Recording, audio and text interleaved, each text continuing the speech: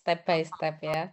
Oke, Dek. Nanti kalian akan belajar tentang public health sama kedokteran community medicine ya, kedokteran komunitas.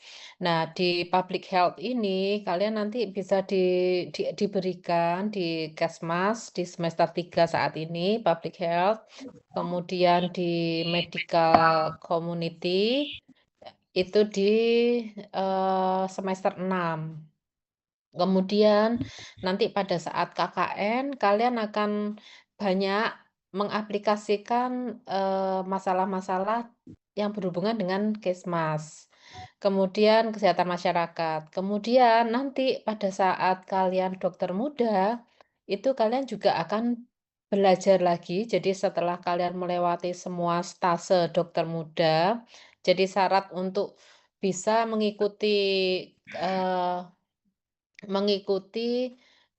kepaniteraan klinik madya atau DM IKM, Ilmu Kesehatan Masyarakat itu, harus sudah melewati, semua stase di dokter muda.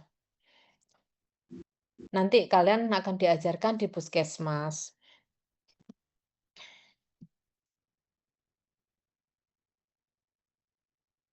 Nah, jadi kurikulumnya seperti ini, Dek.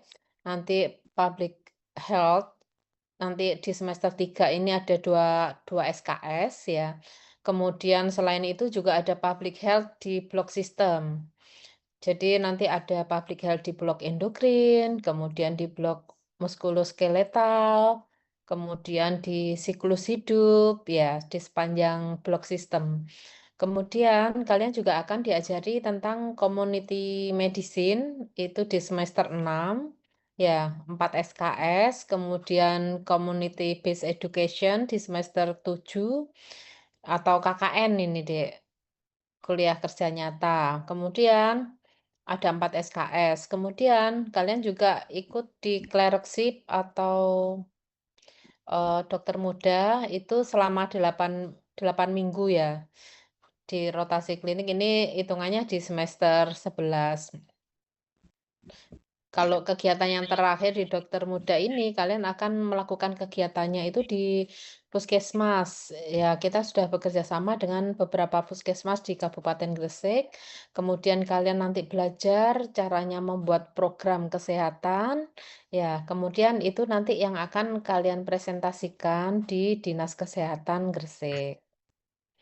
Ini beberapa materi tentang public health, Dek. Ada epidemiologi, kemudian epidemiologi analitik deskriptif ya.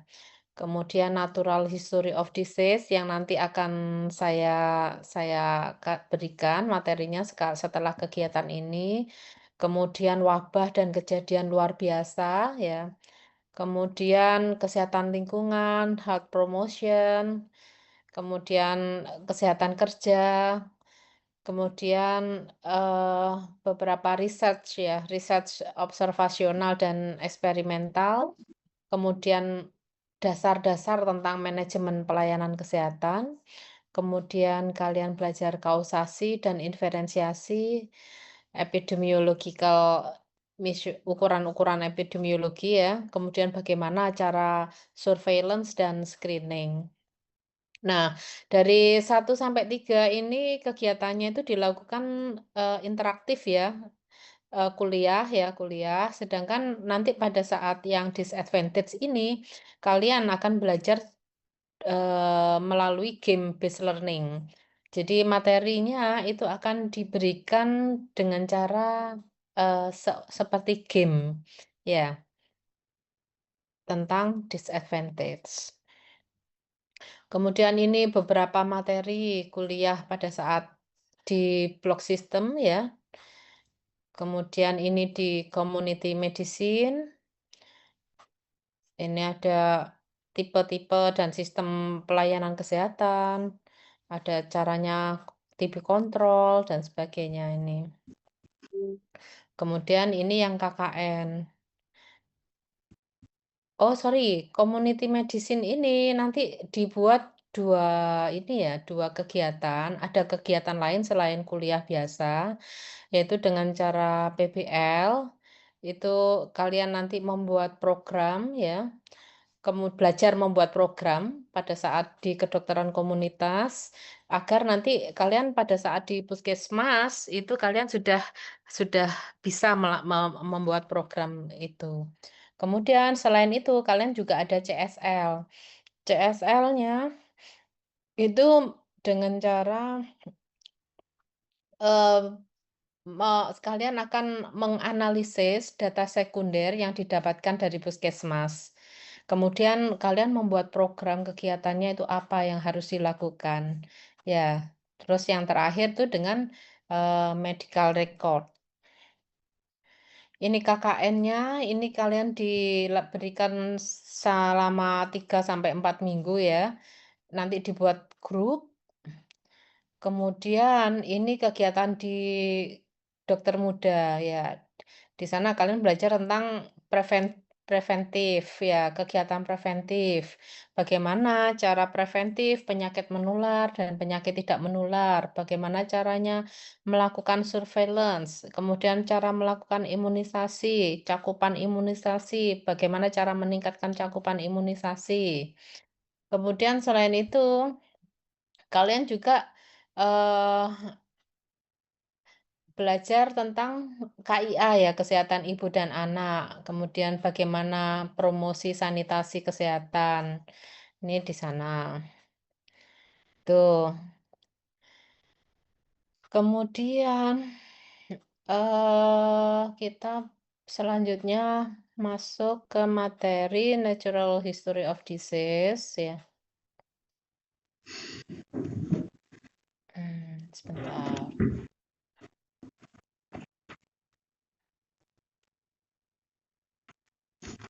Kalian lokasi sekarang posisi di mana, Dek? Di rumah masing-masing atau di tempat kos? Di rumah dokter. Di rumah, dokter. Di rumah dokter. Dokter. Lumayan ya, ada tambahan 1 minggu. Bisa di rumah 1 minggu. Nggak ikut demo kan? Tidak, dokter. Ya, dokter. Tidak, dokter. Oke. Selanjutnya kita belajar tentang konsep kejadian penyakit. Ini ya, Dek.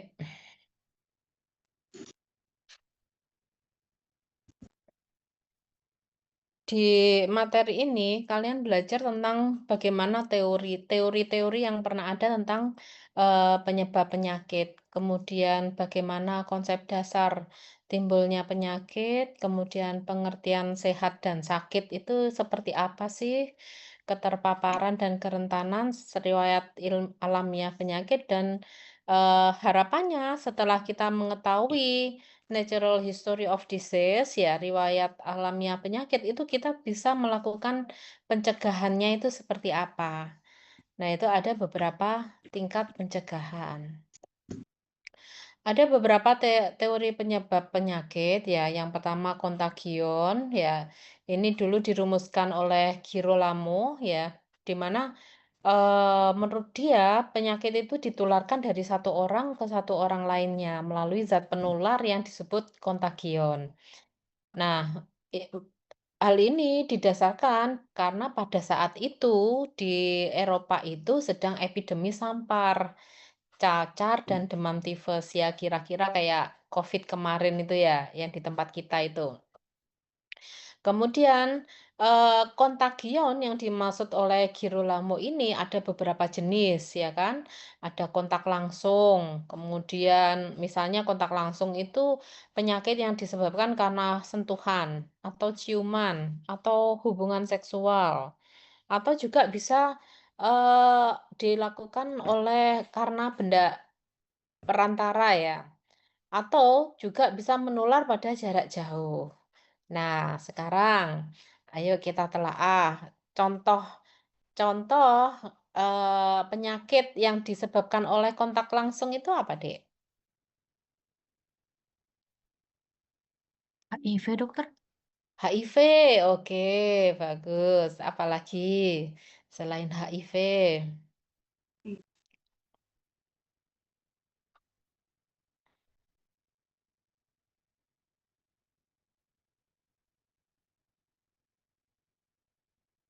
Atau mungkin yang disebabkan oleh benda perantara.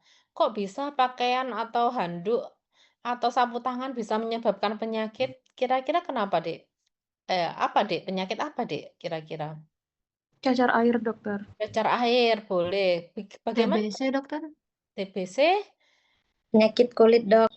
Penyakit kulit. Oke, penyakit kulit. Bagaimana penyakit kulit itu bisa menularkan ke orang lain, Dek?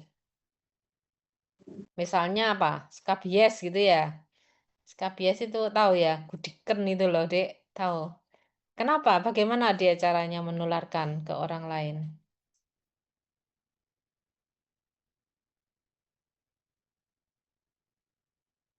Melalui benda perantara ini.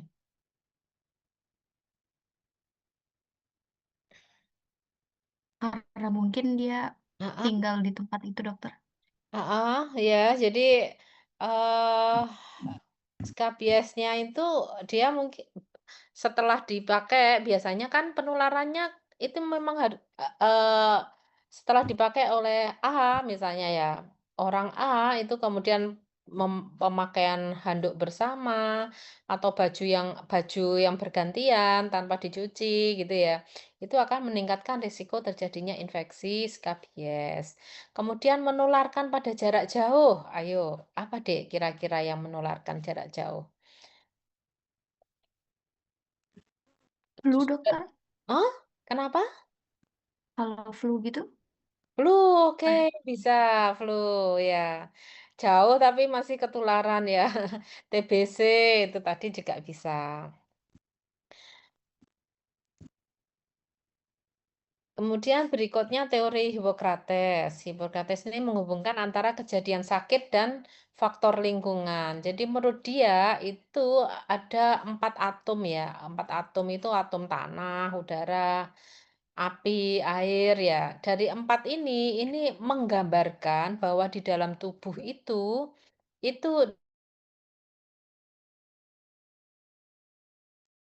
menurut dia.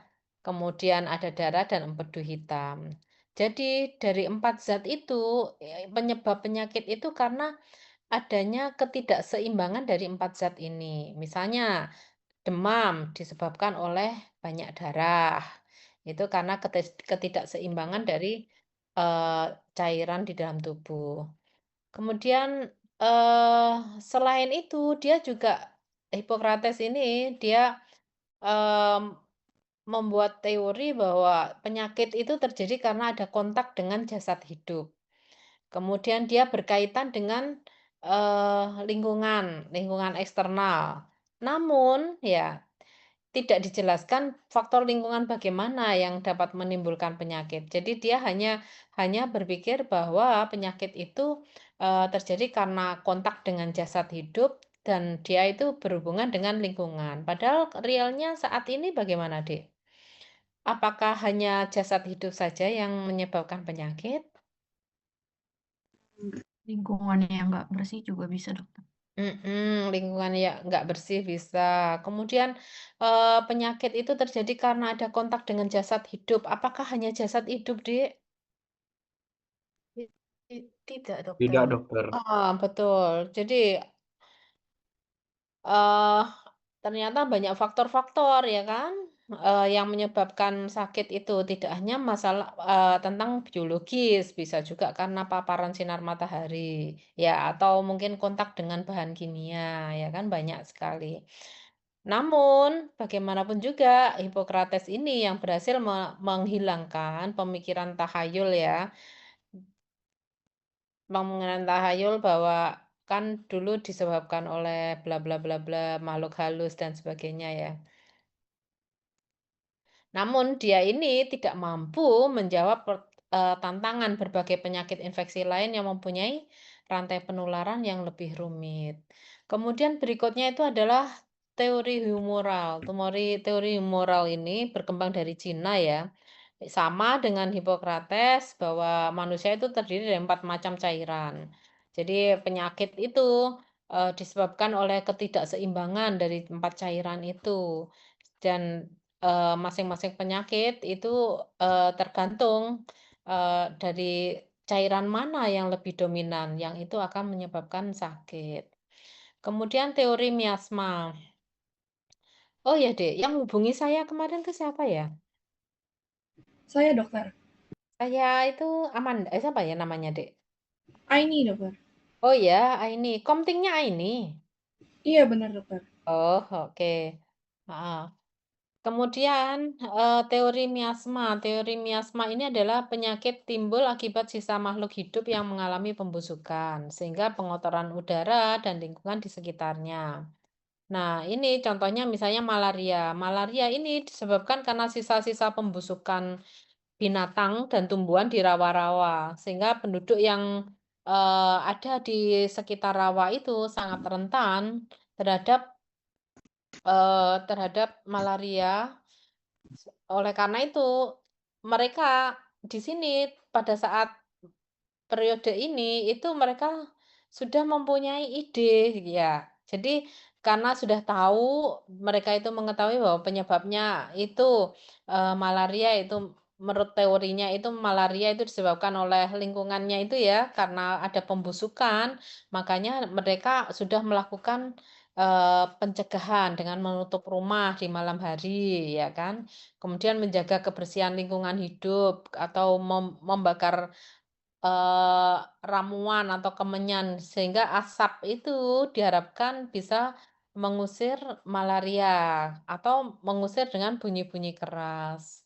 Tapi sudah ada step kemajuan ya, jadi tidak hanya berdasarkan teori saja, tapi dia sudah ada step bagaimana melakukan tindakan, pencegahan. Teori berikutnya adalah teori jasad renik. Ini di ditemukan oleh Louis Pasteur ya, karena dia itu, mengamati adanya proses fermentasi dalam pembuatan anggur. Ya, jadi dia mulai mengamati bahwa penyakit itu disebabkan oleh, mikroba.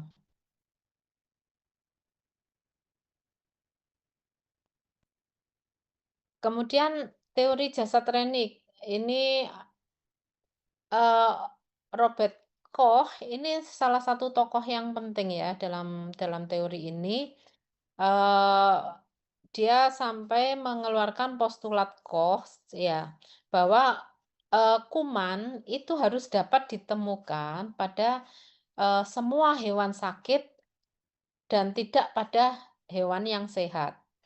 Kemudian kuman itu dapat hewan ini bisa berarti manusia ya. Kemudian kuman itu bisa diisolasi dan dibiakkan. Kuman bisa dibiakkan, yang dibiakkan dapat ditularkan secara sengaja pada hewan sehat dan menyebabkan penyakit yang sama. Ini sudah ada kemajuan.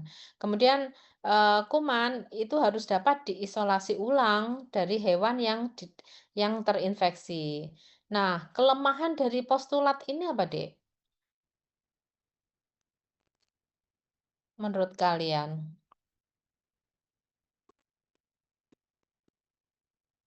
Mikroorganismenya, dokter. Kenapa, Dek, mikroorganismenya? Kalau bakterinya misalnya penderitanya itu meninggal, Mhm. terus dia ngambil sampel dari penderita itu, baru dia biarkan. Terus dia coba ke hewan lain gitu, dong. Oke. Ada pendapat lain?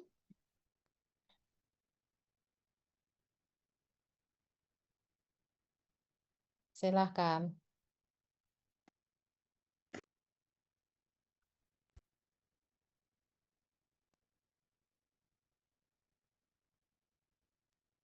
Apakah semua penyakit kekurangannya itu adalah bahwa kuman ini ya tidak semua penyakit itu disebabkan oleh kuman, ya kan?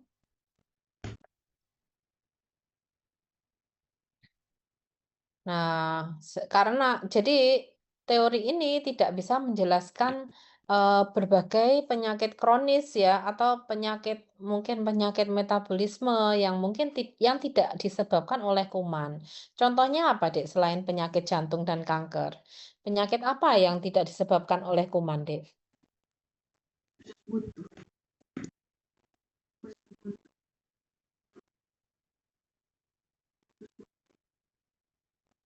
Silakan. Penyakit genetik bawaan, dokter? Penyakit apa? Genetik bawaan. Penyakit genetik, ya, kan itu tidak disebabkan oleh kuman. Kemudian, teori ekologi lingkungan. Ini, ada segitiga epidemiologi ya. Jadi, ada 3 faktor utama yang mempengaruhi penyakit, yaitu faktor host, agent, sama lingkungan, environment. Nah, penyakit ini disebabkan, menurut Garden ini, disebabkan karena ketidakseimbangan dari agent dan host-nya. Kemudian keadaan keseimbangan tergantung pada sifat alami dan karakteristik dari agent dan host. Nah, ini konsep dasar timbulnya penyakit, ada tiga teori, yaitu dari segitiga epidemiologi, yang host, agent, dan environment itu tadi, kemudian teori will, dan the web of caution. Nah, ini jadi penyakitnya ini, penyakit itu akan muncul itu dipengaruhi oleh host, oleh agent, dan oleh lingkungannya. Kalau host itu contohnya apa? Misalnya genetik, ya kan? Ada kelainan genetik yang tadi kalian sampaikan.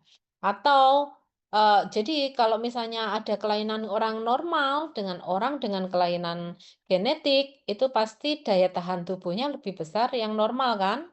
Nah, kemudian ada stase dari infeksi. Ya, kalau misalnya atau misalnya HIV ya. HIV-nya stasenya itu antara stase 1 dan stase akhir itu akan berbeda dan akan memberikan hasil prognosis yang berbeda juga. Kemudian antiretroviral terapi. Ya, apakah dia diberikan eee, antiviral atau tidak. Kemudian reproductive tract infection, ISK, infeksi saluran kemih ya. Infeksi saluran kemih pada laki-laki dan perempuan pasti resikonya berbeda dong. Nah, menurut kalian kira-kira lebih beresiko mana laki-laki dan perempuan? Perempuan, dokter. Kenapa Dek kok perempuan? Karena kalau ISK itu cewek, dia punya uretranya itu pendek, terus nanti dia bisa berdampak juga buat kehamilan. Mhm. Ya, uretranya uretra apa ureter Dek yang pendek? Ureter, dokter, ureter. Uretra atau ureter? Uretra ya. Kalau ureter itu mana? Ureter itu yang menghubungkan apa dengan apa, Dek? Menghubungkan ginjal ya. Di dalam, ya. Tapi betul bahwa uretranya kan lebih pendek daripada laki-laki. Dan di situ dia juga berdekatan dengan anus, ya kan? Berdekatan dengan vagina juga. Sehingga kalau misalnya ada infeksi vagina, dia juga akan resiko infeksi saluran kemihnya lebih tinggi. Atau mungkin cara ceboknya yang salah. Nah, itu juga akan mempengaruhi ada infeksi atau tidak, sehingga itu berpengaruh ya, kondisi hostnya. Kemudian ada ektopi serviks ya, ektopi atau mungkin male sirkumsisi. Sirkumsisi itu sunat ya, khitan. Khitan itu ya pasti pada laki-laki kan. Jadi lebih banyak pada laki-laki ya, sehingga kalau misalnya di khitan otomatis yang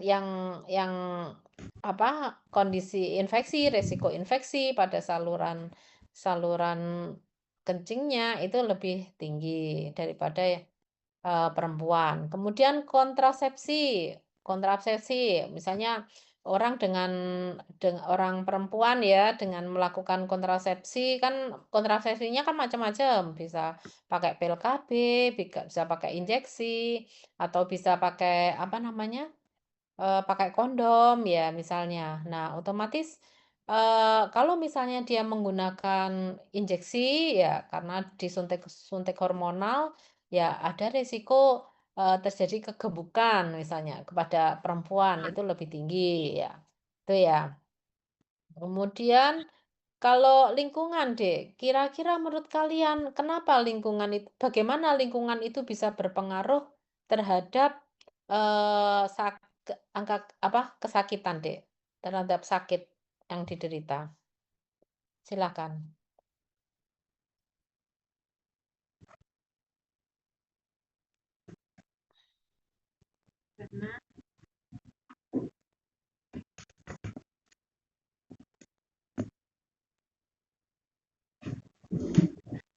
Mungkin izin jawab, dokter. Silahkan, Dek. Kalau lingkungan itu kan semuanya kita tinggal dalam satu lingkungan gitu, dokter.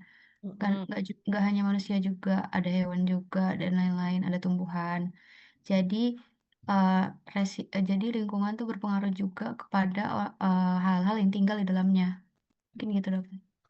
Iya, sehingga, lingkungan seperti apa yang itu membuat lingkungannya itu, eee, bersih lingkungannya itu meningkatkan risiko sakit dan yang sehat itu bagaimana? Lingkungan yang seperti apa, Dek?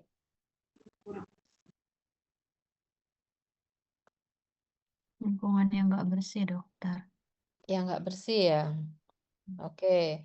Jadi, misalnya contoh ya, kalau zaman dulu, kalau di desa ya, di desa itu sumur itu dekat dengan kamar mandi, ya kan, diletakkan di belakang, ya kan, dulu kan pakai pakai sumur atau pakai sumur apapun ya, boleh pakai pompa atau pakai yang sumber air, itu dekat dengan, kamar mandi.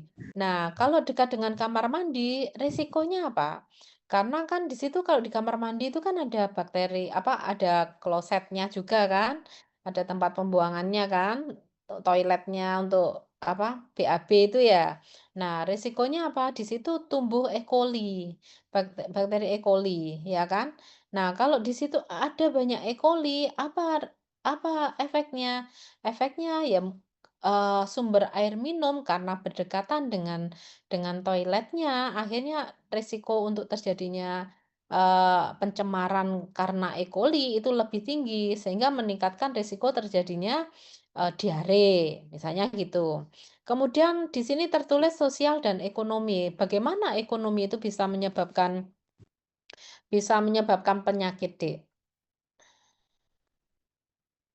menurut kalian?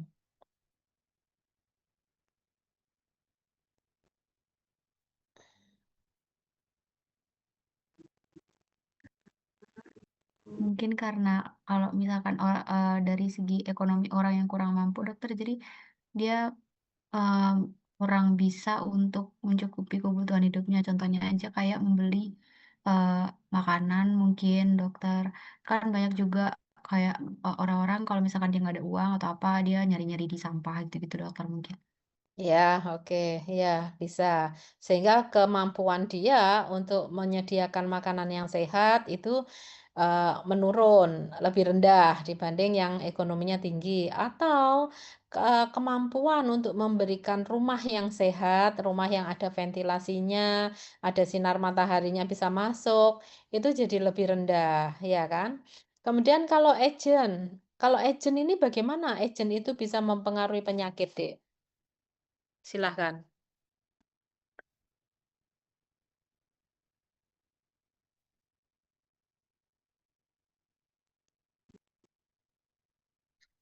Silahkan, Dek. Menurut kalian bagaimana agent itu bisa mempengaruhi terjadinya penyakit?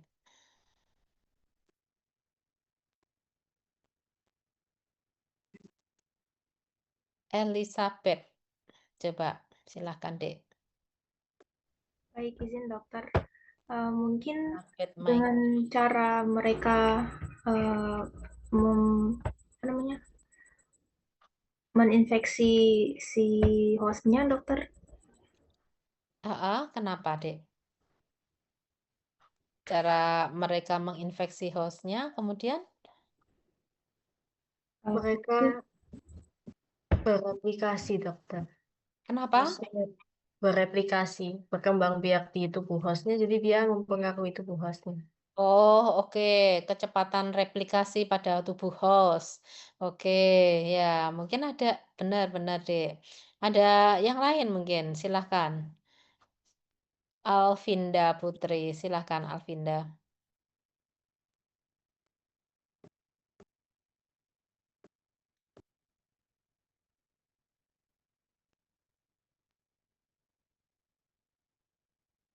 Alvinda ada tak?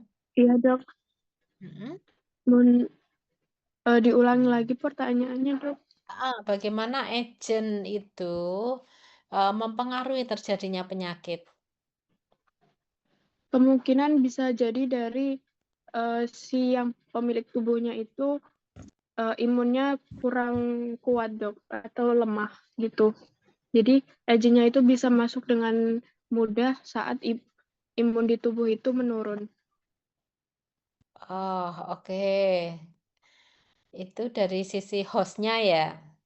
Hostnya Iya, kondisinya lemah. Kalau iya. dari sisi agentnya sendiri, bagaimana, Dek? Kalian ingat Mungkin gimana? untuk tempat berkembang biaknya si agent ini, dia ada keuntungan di situ dok. Oke, ya. Itu eh pengaruh dari lingkungan atau bagaimana, Dek? Iya benar dok, pengaruh dari lingkungannya. Oke. Dek, kalian masih ingat nggak waktu kejadian COVID kemarin, Dek? Kejadian COVID Dokter. kemarin itu ada ada jenis apa aja sih? Ingat nggak, Dek? COVID itu kemarin. Delta, Omicron. Ada Mm-mm, SARS, mm-mm. Alpha, Beta, Ah, oke. Terus Omicron. yang paling ganas apa, Dek, kemarin tuh yang setiap saat menyebabkan orang mati itu?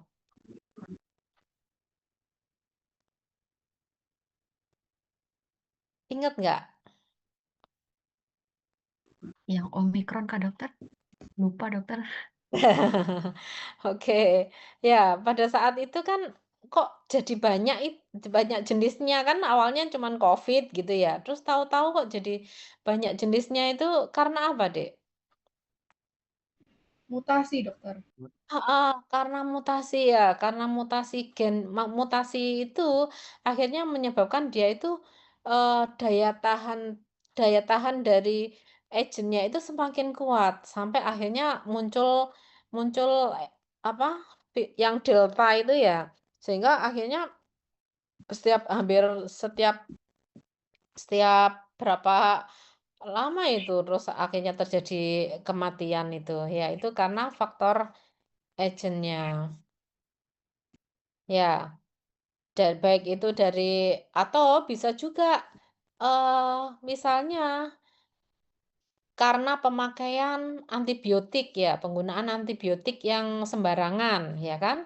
Yang tanpa resep dokter. Akhirnya atau mungkin penggunaan minumnya itu enggak sesuai gitu ya kan, harusnya 3 kali 1 selama berapa hari, tapi cuma diminum 2 3 kali sudah enak, sudah nggak dilanjutkan. Akhirnya apa yang terjadi?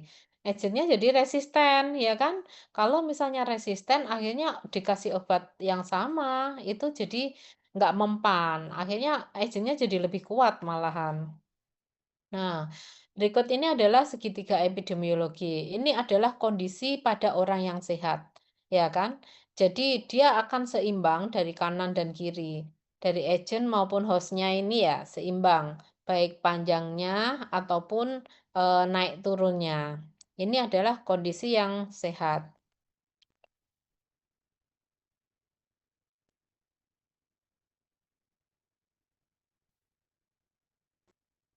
Ya, oke. Nah, berikut adalah kondisi di mana agennya ini, kemampuan agennya ini bisa jadi meningkat, ya kan? Meningkat sehingga atau virulensinya ini bertambah ya. Sehingga resistensinya yang meningkat. Misalnya contohnya tadi kemampuan agentnya apa? Jadi mutasi-mutasi kan akhirnya dia jadi lebih kuat. Atau ada resistensi karena penggunaan antibiotik yang tidak adekuat ya, sehingga mempengaruhi agentnya akan menimbulkan penyakit. Kemudian di sini host-nya itu yang lebih ada peningkatan. Dalam arti dia eh, jauh lebih lemah sehingga daya tahan tubuhnya lebih rendah. Misalnya karena jumlah penduduk. Ya, jumlah penduduknya yang padat. Di lingkungan yang padat atau yang padat dan kumuh itu pasti akan terjadi peningkatan risiko infeksi dibanding dengan lingkungan yang lebih baik. Atau mungkin pada usia produktif seperti kalian ya, biasanya, daya tahan tubuhnya jauh lebih baik daripada usia yang lansia atau balita, atau karena status gizinya yang menurun. Nih, model yang ketiga itu ada pergeseran, ya, ada pergeseran. Jadi, eee pergeseran kualitas lingkungan yang menyebabkan daya tahan tubuhnya menurun, daya tahan tubuh dari host-nya ini menurun. Jadi misalnya tadi ya, kepadatan penduduk ya, yang menyebabkan, risiko infeksinya lebih tinggi. Kemudian atau pergeseran ya, karena kualitas lingkungan ini yang menyebabkan terjadinya penyebaran agent itu lebih mudah, misalnya lingkungan yang kotor, lingkungan yang kumuh, ya. Nah, ini ada beberapa faktor agentnya, ya ada agent biologis, ya ini kan tadi yang Hippocrates tadi ya, dia kan biologis, bahwa teori-teori yang awal tadi yang saya jelaskan mereka cenderung ke arah biologis, padahal sebetulnya banyak. Ada agent kimiawi, ya kan? Kemudian atau bisa kalau dari luar tubuh bisa zat beracun ya, atau baygon, atau obat-obatan yang tidak sesuai ya, tidak sesuai dengan kebutuhannya. Banyak sekali, Dek. Sekarang ini yang gagal ginjal hanya karena minum obat-obat tertentu, ya kan? Atau mungkin minum apa namanya? Extra jos ya, maksudnya tujuannya untuk kebugaran, tapi ternyata malah dia menyebabkan, gagal ginjal. Sedangkan kalau di dalam tubuhnya sendiri, itu bisa disebabkan karena mungkin peningkatan kolesterolnya, atau gula darahnya tinggi, ya kan? Atau ureum kreatininnya itu tinggi. Nah, itu agen kimiawi. Kemudian yang fisika, ini yang fisik ya, fisik ini bisa panas, karena irisan dan sebagainya. Nutrisi ini bisa kekurangan atau juga kelebihan nutrisi. Bagaimanapun juga kalau sesuatu yang berlebihan itu kan akan meningkat. Kalau misalnya seseorang itu tidak makan lemak ya, Dek, ya, tapi makannya banyak. Makannya banyak gitu ya. Tidak diimbangi dengan aktivitas aktivitas fisik ya, otomatis dia akan, meningkatkan risiko terjadinya apa, Dek? Semua makanan yang masuk di dalam tubuh itu kan akan dirubah menjadi lemak, ya kan? Di biokimia itu ya. Nah, dia akan dirubah menjadi lemak, trigliserid. Ya, trigliserid itu kalau misalnya dia akan menumpuk dan tidak digunakan untuk aktivitas, ya otomatis itu akan meningkatkan risiko terjadinya hiperkolesterol. Kemudian agen psikis ya. Berikut ini adalah karakteristik dari agen, yaitu dia bisa beradaptasi terhadap lingkungan host ya. Untuk mampu hidup dan berkembang biak dalam jaringan host. Kemudian dia bisa menimbulkan reaksi patologis pada host setelah infeksi. Misalnya akhirnya kena virus flu ya misalnya ya. Akhirnya dia patologisnya apa kalau flu, Dek? Reaksi patologisnya.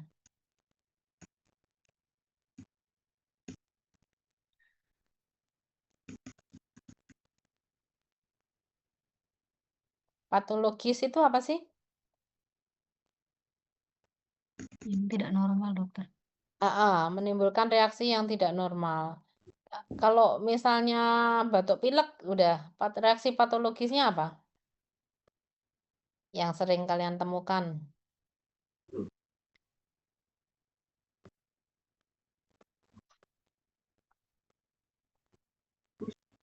Kesia, silahkan Kesia. Kesia KP. Kesia KP ada di rumah. Ada kita? Hadir, Dok. Apa, Dek, menurutmu, Dek? Untuk reaksi patologis dari batuk pilek ya, Dok? Reaksi patologisnya.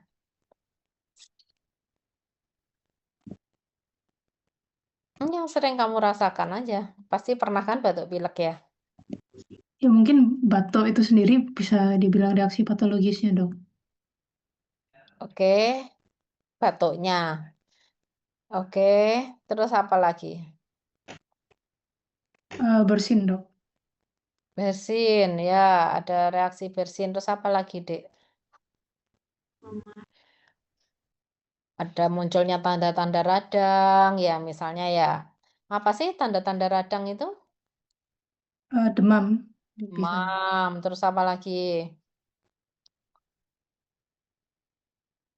Kemerahan, nyeri. Kemerahan, nyeri. Kemudian dia juga akan menghasilkan reaksi patologis yang berat yang menyebabkan kematian.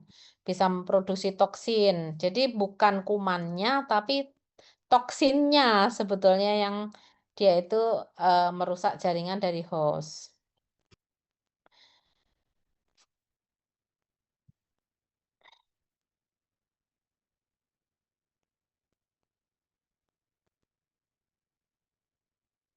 Nah, berikutnya adalah tentang hostnya sendiri. Faktor intrinsik yang mempengaruhi individu untuk terpapar ya, karena ada kepekaan atau bagaimana respon host terhadap agen. Jadi misalnya dari faktor terpaparnya ya, faktor terpapar misalnya ini berpengaruh dari suku bangsa dan perilaku dari orang itu.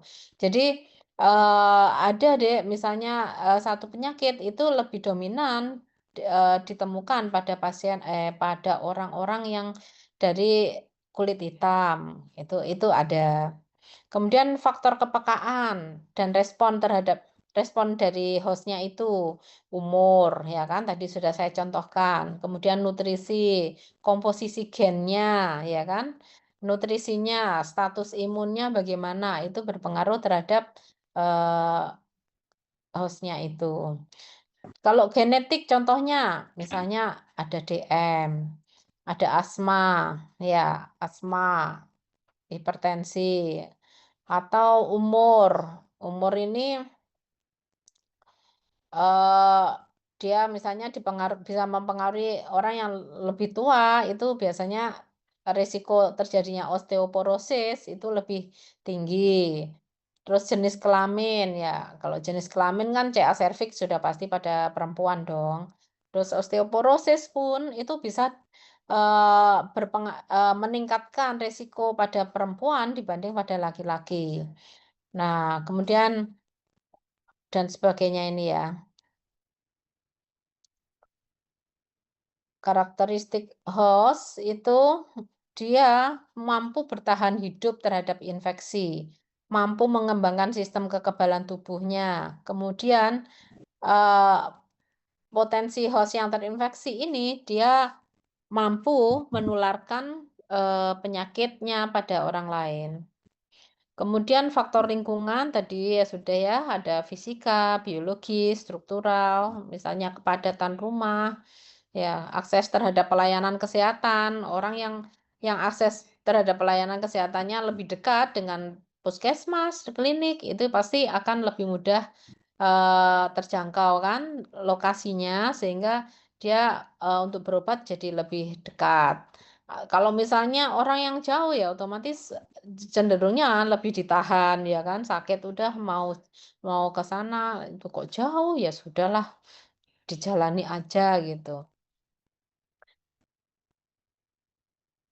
Nah, dari apa yang saya sampaikan tadi, kalau misalnya contoh soal ya, belajar menggunakan komputer dengan posisi yang tidak ergonomis selama lebih dari 6 jam.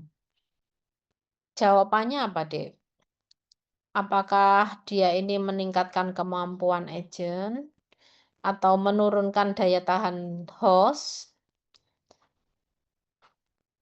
Kalau misalnya sakit akibat ini ya, posisi penggunaan komputer yang tidak ergonomis, ataukah kualitas lingkungan yang memudahkan penyebaran penyakit, atau kualitas lingkungan yang meningkatkan kerentanan host? Menurut kalian jawabannya yang mana, Dek? Yang B, dokter. Yang mana itu? Yang menurunnya daya tahan host. Menurunnya daya tahan host. Kenapa, Dek? Karena itu perilaku dari host itu sendiri, dokter. Mm-mm. Jadi mempengaruhi daya tahannya. Jadi kalau tulangnya bermasalah atau matanya bermasalah, itu dari hostnya sendiri yang menyebabkan.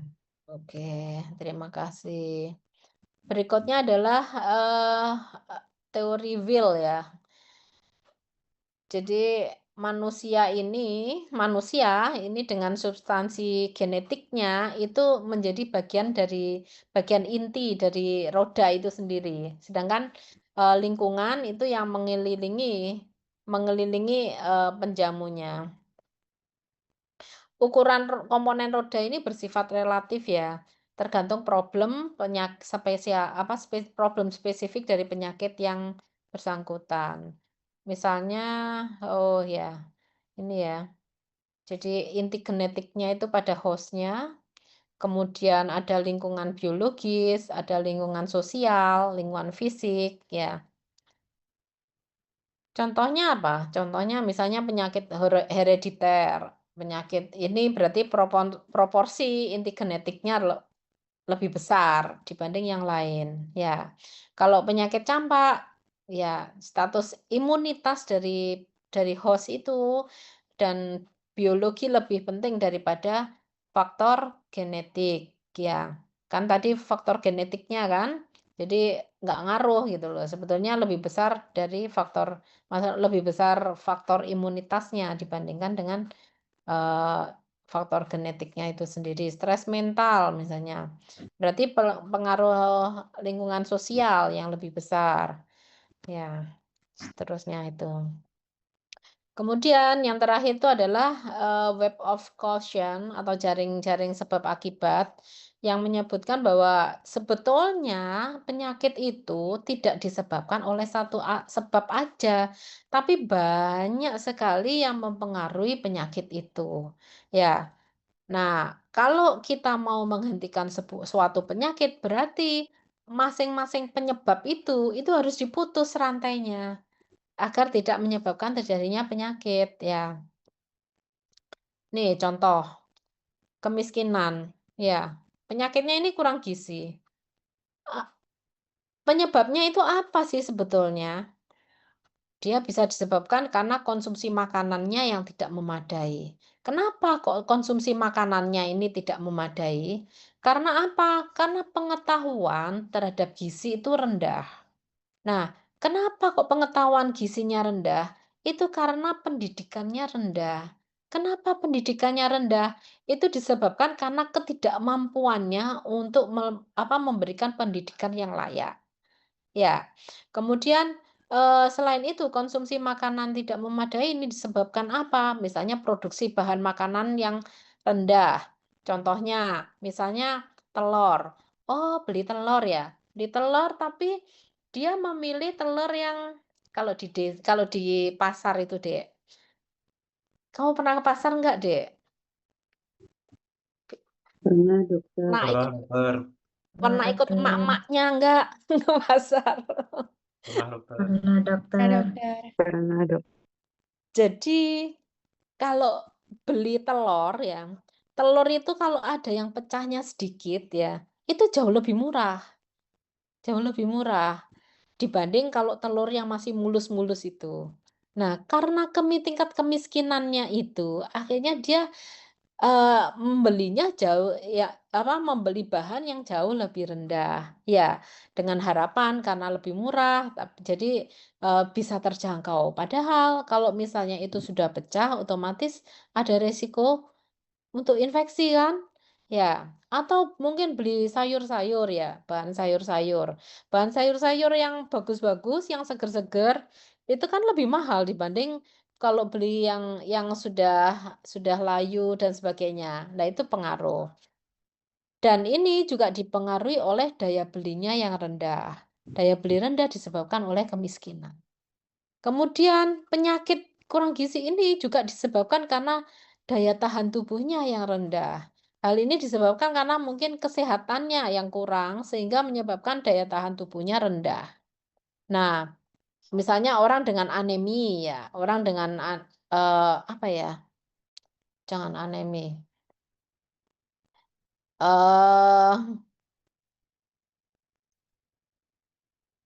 Apa namanya? Kwashiorkor itu ya, penyakit orang dengan gangguan gizi itu ya. Karena lambungnya penyerapan pada ususnya itu bermasalah ya kan. Akhirnya daya tahan tubuhnya juga akan bermasalah, menyebabkan kekurangan gizi. Nah, ini akan sangat berpengaruh kalau fasilitas kesehatannya itu baik atau buruk, ya kan? Kalau misalnya fasilitasnya baik, baik dalam arti sarana prasarananya, kemudian bahan-bahan infusnya, obat-obatnya itu terjangkau, bisa dibeli atau bisa digratiskan untuk masyarakat miskin gitu. Nah, otomatis adanya kekurangan gizi ini bisa tercegah. Harapannya itu. Tapi kalau fasilitas kesehatannya itu rendah, akhirnya bagaimana cara dia melayani pasien itu akan rendah juga. Misalnya obat-obatan, allopurinol misalnya, Dek. Allopurinol itu kan untuk asam urat ya. Misalnya apa bedanya allopurinol yang generik dengan yang paten? Misalnya kenapa kok paten itu lebih efektif? Misalnya ya, contoh ya, lebih efektif menurunkan asam urat di dalam tubuh, misalnya. Nah, oh ternyata pada allopurinol paten ini dia itu salut gula. Jadi obatnya itu dilapisi kayak gula gitu loh, Dek. Sehingga dia mencegah terurai di dalam lambung, ya kan? Karena mencegah terurai di dalam lambung, dia begitu masuk usus, dia bisa terabsorpsi dengan baik dibandingkan dengan misalnya allopurinol yang generik gitu ya. Dia nggak ada salut gulanya sehingga dia akan terurai di lambung, dia sebagian akan rusak oleh asam lambung, selain itu juga akan menyebabkan iritasi pada lambung ya. Dan penyerapan terhadap allopurinolnya jadi lebih rendah. Nah, itu pengaruh banget. Nah, dari sini kita bisa mengambil kesimpulan bahwa penyebab utama penyakit itu banyak sekali faktornya, Dek. Dan ini adalah tugas kita sebagai dokter. Ya, misalnya ini yang dialami oleh kakak kelas kalian, Dek, di waktu dokter muda di puskesmas ya. Di sana itu, ada orang yang dengan hipertensi itu kan harusnya minum obat teratur kan, ya kan? Nah, ternyata itu orang itu tidak teratur obatnya. Nah, kalau kita tidak aware, ya tidak punya empati, kita akan menyalahkan orang itu kan. Loh, ibu ini gimana sih? Kok obatnya nggak teratur diminumnya? Ini kan obatnya harus diminum teratur, kan gitu jadinya. Nah, padahal bukan itu. Tugas kita itu bukan itu. Tugas kita itu menggali, kenapa kok ibu ini tidak teratur? Misalnya, biasanya orang hipertensi itu kan kebanyakan lansia ya kan, Dek? Nah, kebanyakan lansia. Otomatis pada saat dia itu harus berobat, dia butuh diantar oleh anaknya. Nah, Kalau misalnya dia nggak ada yang ngantar, ya dia nggak akan bisa berobat. Akhirnya obatnya akan terputus. Kalau obatnya terputus, akhirnya tensinya akan naik tinggi sekali dan akan berisiko terjadi stroke. Nah, rentetannya kan begitu. Nah, terus kita, kalian, calon-calon dokter yang masa depan, apa tugas kita misalnya? Misalnya membuat, membuat terobosan. Oh, dibuatlah pojok lansia di RT atau di desa A gitu, di RT A gitu. Sehingga apa? Lansia-lansia ini yang kalau misalnya kehabisan obat, itu tidak perlu jauh-jauh, dia bisa ke pojok lansia atau bisa cek tensi di sana, misalnya kayak gitu. Ya, itu yang diharapkan. Sehingga kita dengan tahu penyebab-penyebabnya ini, kita bisa membantu memberikan solusi kepada pasien. Nah, berikut ini adalah kriteria sebab akibat ya oleh Hill ya. Bahwa penyakit itu selalu ada penyebabnya dan akan berakibat, ya kan? Nah, syaratnya itu adalah, sebab itu ada hubungan temporal, ya kan? Jadi sebab itu pasti akan mendahului akibatnya. Misalnya, karena tidak memakai helm, dia naik motor sehingga pada saat kecelakaan lebih mudah terjadi, cedera kepala. Kemudian ada mekanisme biologis yang menjelaskan proses penyakit. Ya, mekanismenya bagaimana? Kalian kalau di mana? PBL, kalian sudah beberapa kali PBL kan? Nah, di situ kan ada patofisiologi. Nah, prosesnya itu bagaimana sih? Nah, kita tahu. Oh, kemudian ada konsistensi berulang ya. Konsistensi itu dalam arti apa? Misalnya orang dengan, terinfeksi influenza gitu ya, terinfeksi influenza. Itu, dia kemungkinan batuk, ya batuk, pilek, kemudian ada radang tenggorokan. Nah, kalau kuman itu diambil misalnya, kemudian diberikan kepada hewan coba yang sama, maka hewan coba itu akan mengalami hal yang sama. Itu yang disebut konsisten. Kemudian ada kekuatan hubungan ya, di mana nilai risiko relatifnya yang besar dan signifikan secara statistik. Kemudian ada efek dosis respon. Maksudnya itu jadi makin besar paparan terhadap agen diikuti dengan peningkatan kejadian penyakit. Paparan terhadap host ya.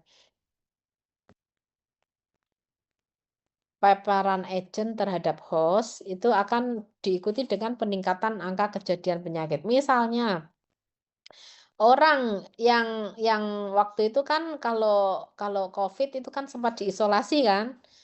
Kalau kita lebih sering di rumah, ya resiko terinfeksinya kan akan lebih rendah dibanding orang yang berinteraksi dengan orang lain di tempat keramaian. Atau akan berbeda sekali dengan orang yang misalnya sudah diisolasi di rumah sakit, kemudian dikunjungi oleh tenaga medis, dia akan mempunyai tingkat resiko yang lebih tinggi lagi. Makanya bagaimana karena kita tahu bahwa dia akan meningkatkan resiko, terjadi peningkatan resiko untuk tertularnya COVID, maka diberikan SOP, standar prosedur operasional bahwa harus menggunakan APD, alat pelindung diri. Kemudian penurunan paparan terhadap agen ini diikuti dengan penurunan kejadian penyakit. Nah, desain studi yang terbaik itu adalah desain eksperimen, Dek. Cuman memang desain eksperimen itu pertama membutuhkan waktu. Yang kedua, biayanya juga tinggi. Kemudian makin banyak bukti itu memperkuat kesimpulan dari penelitian kita ya. Misalnya kayak kalau misalnya kita melakukan penelitian, otomatis dengan jumlah sampel yang lebih banyak itu akan memperkuat ya. Kemudian hubungan sebab akibat sudah terbukti untuk penyebab penyakit yang serupa, analog ya, sama ya. Jadi misalnya si A terinfeksi tuberkulosis, Mycobacterium tuberculosis itu reaksinya itu dia batuk, kemudian ada risiko batuk, kemudian kalau berlanjut bisa batuk berdarah gitu. Nah, kalau misalnya itu diberikan pada B, dia akan mengalami penyakit yang sama. Kemudian spesifik, ya variabel secara terbatas pada pekerja tertentu, ya pada lingkungan tertentu menyebabkan penyakit tertentu, serta tidak ada variabel lain yang ditengarai menyebabkan penyakit itu. Maka variabel tersebut dikatakan memiliki spesifisitas yang tinggi. Jadi lebih spesifik ya. Selanjutnya adalah pengertian sehat dan sakit. Sehat itu tidak hanya sekedar tidak batuk pilek, tidak sakit, tidak demam, tidak, tapi dia itu mempunyai keadaan kesempurnaan fisik, mental, dan kehidupan sosial ya. Tidak hanya sekedar bebas dari sakit. Nah, kalau sakit sendiri ya penyimpangan dari status penampilan yang optimal tadi. Berikutnya adalah keterpaparan, ya. Kalau keterpaparan tuh host itu berada pada pengaruh interaksi ya dengan unsur penyebab penyakit. Kemudian kalau kerentanan itu hostnya ini mudah dipengaruhi. Nah, berikut ini adalah grafik riwayat alamiah penyakit. Di sebelah kiri garis ini adalah kejadian sebelum agen masuk di dalam host. Yang sebelah kanan ini adalah kejadian agen sudah masuk di dalam host. Pada saat dia sudah masuk di dalam tubuh host ya, maka ada beberapa hal yang terjadi. Ada masa inkubasi dini. Ya, kemudian ada masa penyakit ya. Kemudian ini masa penyakit lanjut dan masa akhir penyakit. Nah, horizon klinis itu adalah kejadian bahwa yang di bawah ini, di bawah garis putus-putus ini, itu adalah kejadian yang tidak dapat diobservasi. Sedangkan yang di atas ini yang dapat diobservasi. Yang gejala orang yang dengan yang dapat diobservasi ini ada beberapa masa akhir penyakit. Dia bisa meninggal dunia, ya kan? Bisa kronis atau carrier. Carrier itu dia itu sudah tidak menunjukkan gejala, tapi sebetulnya kumannya itu masih ada di dalam tubuhnya. Ya, atau dia bisa sembuh tapi cacat. Atau dia bisa sembuh tapi sembuhnya sempurna. Ya. Nah, tuh. Nah, akan tetapi kondisi ini yang berbahaya. Jadi ini kondisi iceberg fenomena ini ya. Jadi orang dengan gejala yang tidak dapat diobservasi ini itu jauh lebih banyak dibanding orang yang menimbulkan gejala, yang ada gejalanya. Ya. Jadi misalnya orang dengan sakit anggaplah apa deh? Misalnya TB ya. TB itu sebetulnya segini nih, sesuai bongkahan batu. Batu ini. Batu es ini ya.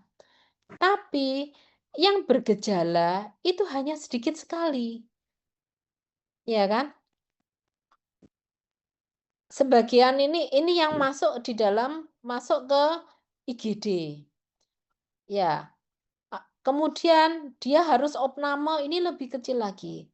Kemudian yang meninggal itu lebih kecil lagi. Padahal sebetulnya itu yang terinfeksi TB itu banyak sekali. Tapi dia tidak bergejala, sehingga dia tidak ke rumah sakit. Karena tidak ke rumah sakit, akhirnya kita tidak tahu bahwa masyarakat kita itu sebetulnya sakit TB. Nah, kalau menurut kalian, dengan kondisi seperti ini, apa yang harus dilakukan, Dek? agar kita mengetahui bahwa oh ternyata masyarakat kita itu kena TB juga loh gitu.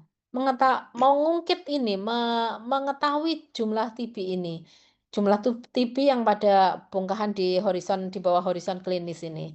Kalau kalian sebagai dokter, apa yang akan kalian lakukan? Mungkin penyuluhan, dokter. Penyuluhan, oke. Ya, penyuluhan boleh. Kemudian apa lagi? Sehingga itu bisa memberikan pemahaman, pengetahuan terhadap masyarakat kita, sehingga orang-orang itu akan mengetahui bagaimana cara pencegahan penyakit. Oke, ada lagi?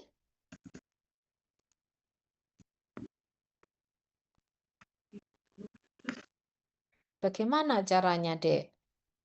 Menurunkan angka kesakitan yang pada area horizon klinis, area di bawah horizon klinis ini. Kalau kalian sebagai dokter, apa yang akan kalian lakukan? Silahkan.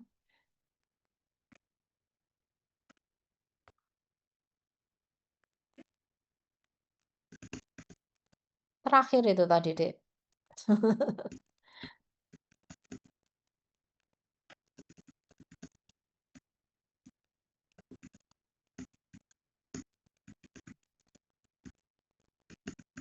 Stanley Mulya, silakan. Stanley Mulya, adakah?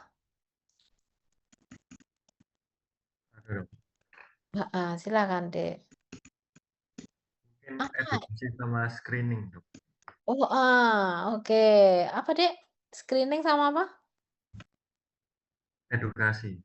Edukasi sama screening. Oke, ya benar. Jadi kita memberikan edukasi, kemudian melakukan screening, ya kan?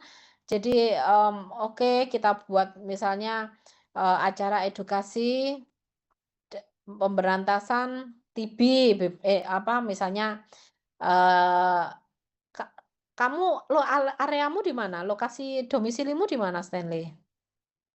Surabaya Barat, Dok. Surabaya Barat, oke. Surabaya Barat bebas TB, misalnya kita buat agenda seperti itu ya kan. Kemudian di sana kita berikan pengobatan gratis, kemudian kita berikan screeningnya dengan misalnya dengan cek dahak ya kan. Dari hasil-hasil pemeriksaan itu tadi kita lakukan screening dengan cek dahak dan sebagainya. Ya, itu bisa membantu untuk menurunkan angka kejadian penyakit. Oke, dari sini ada yang mau ditanyakan?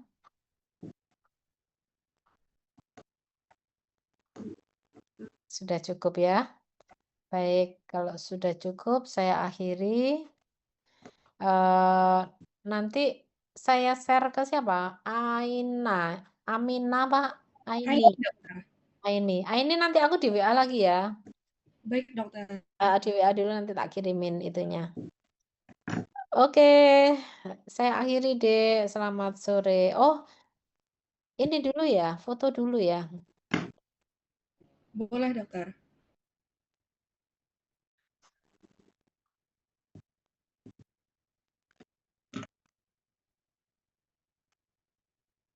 Tampak wajah, Dek.